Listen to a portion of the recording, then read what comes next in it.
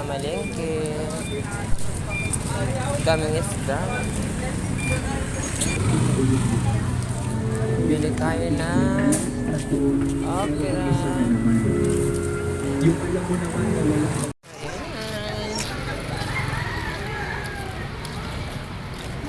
Good morning. So ayan, preparing tayo for our lunch. Magsisinigang tayo for today's vlog. Ayan. Tapan muna natin ating niluluto.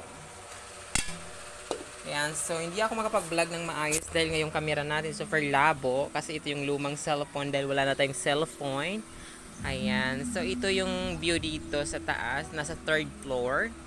Ayan, sa mga kahagard, I'm so sorry if my vlog is not really good. My goodness, kasi nga ang pangit ng camera, ang labo, nakakahiya. Gusto ko man mag-vlog ng maayos sa labas, hindi ako makapag-vlog kasi nakakahiya yung camera ko and yung cellphone ko, lumang-luma na talaga to. And naghahang na to, so wala tayong pambili and wala pa tayong budget. Ayan, so for now, taste muna tayo. Ayan, so super init sa labas and maybe later in the afternoon is we're going outside. Maghanap tayo ng client para mayroon tayong pera.